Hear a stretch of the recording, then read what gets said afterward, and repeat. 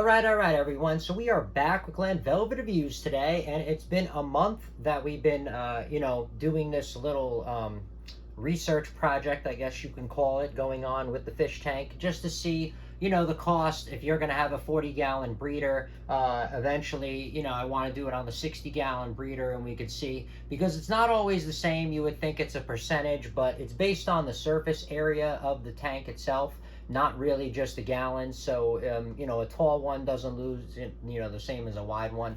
So that's why the 60-gallon breeder, when I do that, I know that's going to be definitely different than this. But this is just so we can get a cost, guys, of how much you can at least expect your fish tank is going to cost. So pretty much what's going on is, I know that my tank is dirty, but that's because I'm doing a review on a tool that I got to clean the fish tank, and I want to get it really dirty to make sure, not dirty, filled with algae, to make sure I could test out the product really well for you guys. That's the reason why it looks like that, and I left it. But anyway, that's what's going on. Everybody's hiding. I have my big snail that's a pain in the butt. He's moving around everything in the tank. If you notice, this used to be up there, and he just comes and just moves stuff all over the place. I only have one of him, or it, whatever, which is a good thing, because you don't want those big margarita. I think he's a margarita or something like that. Mexican turbo snail, I think he is.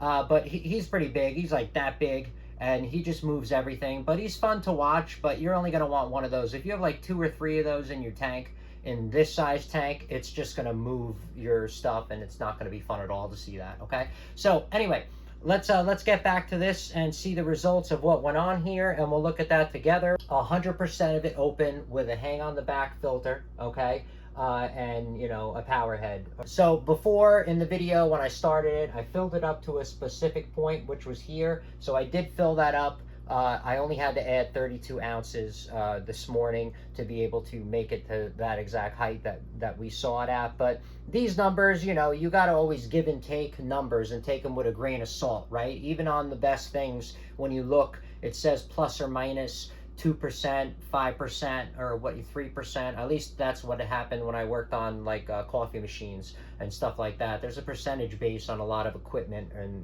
whatever. But that's just how it works, okay, guys? The heater is running right now, and it's 4:30 p.m. for me, and I think we did it around 4 or 4:30, so we're within the same hour. Right now the heater is on, but let's go to the total amount.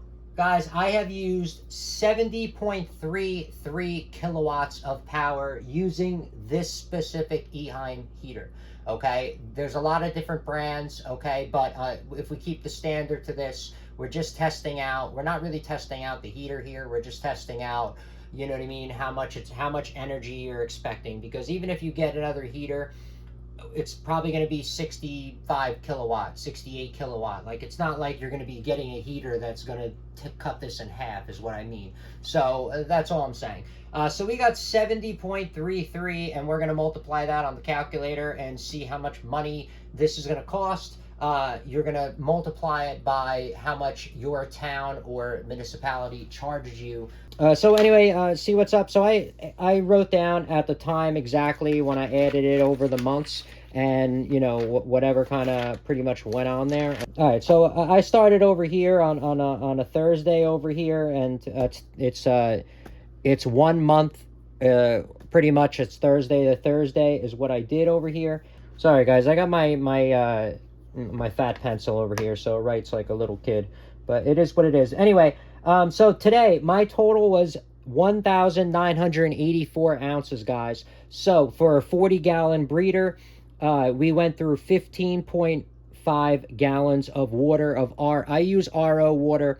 That's how much RO water I used, which is equal to 58.7 liters if you're overseas or wherever they use liters. I think in Canada you use liters as well. So if you're that's how many you can expect it to be. All right, and and that'll be 38% of your total volume of your water, because it's the 40-gallon.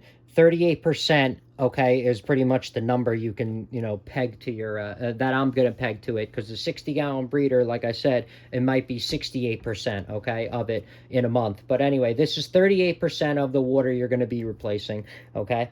And my so for the electricity, guys, now we got 70 point whatever, okay? And the average rate for my area in North New Jersey is 0.15 per kilowatt is what they say. I've seen it at 0.17, 0.16, so I mean, I'm just going to go by what if you type in on Google what they do. And so we got 70 point times 0.15 equals, so $10.55. Pretty much what we got going on is the cost is going to be $10.55 per 4 weeks to heat the 40-gallon breeder with no lid at all and just to hang on the back aquarium. Now, you might be, yours might be a little bit different without a hang on the back aquarium, because if you just have your water coming out, it's not splashing as much. Remember, mine's causing agitation, which is good because it oxygenizes, I don't know, whatever it's called. It puts oxygen in the water because it, you know what I mean? It turns it over just like it does with your power head. So that's what's good. So it does keep oxygen in there, because if you know the cheap power heads, sometimes they turn in reverse, and mine turned in reverse like 4 times and then went the right way. So, I mean, we're going to get a new power head soon. I just, you know, we bought a bunch of other stuff to review and do for the channel, and the power head got kind of kicked. So that's mine, what, you know, what no lid or whatever, and what you can expect, okay? So you guys have a cost basis of what's going on, and that's all I just wanted to do for everybody, all right? All right, everyone. So that's it for Glen Velvet reviews on the research that we did, and to see the totals. Just have an expectation if you're going to get a 40-gallon breeder, and say, how much is it going to cost me with electricity if I don't have a lid and I want to have maximum penetration of your light? Because if you have corals, you have SPS, or you have, you know, corals that are just high demand, or anemones that are high demand, most likely you're not going to have a lid because it just, you know, reflected. Some people do the net, but I mean, most people that I see just leave it open, and they just don't have fish that really jump out, is pretty much what I've seen. I'm most likely going to have mine covered. I just wanted to do the research for you guys, so we all know together as a community, because the more that we know, the more we can, you know, like I said, move ahead, and that is great for every one of us. And pretty much that's it. So these are the plexiglass that I did get, okay? I think I did an unboxing or a packaging review. I bought these off Amazon. They were an awesome price. I got them towards Black Friday or whatever. I don't remember how much they were, but they were really good for the price. This is 1/4 inch. I'm going to put this on top of the aquarium. I'm going to cover the entire thing probably next week. Because I want to clean the fish tank. As you see, I'm going to do a nice big cleaning on this, and then when we come back, you'll see the fish tank will be all clean for you, and then it won't look so poopy and sad looking. All right, so that'll be all clean, and then I'll also be able to put these lids on. But like I said, that's it. Now we have something to look forward to for next week, and see what's going on, and whatever the case may be. But we're going to end it there for Glen Velvet Reviews. If you have any questions or comments, please post them down below. I would love to know. Also, subscribe to my channel. Join me on my review adventures as I try to put up stuff to help out the community, just like I get help from the community, right? And if you can, unless you dislike me for any reason, you can support the channel by clicking on those affiliate links below. Somehow, someway, times a million, it equals up into something. But from what I saw, there are other ways to support the channel on YouTube, and if you do decide to support the channel, please make sure you check back, see that I'm putting that support back into it, getting more stuff to review, doing updates on the items as they break, so we know we're getting that value, and also helping my subscribers out with any questions they have on the products I already review. All right, so everybody enjoy, be safe. Glen Velvet Reviews is out. Bye-bye, everybody. Enjoy.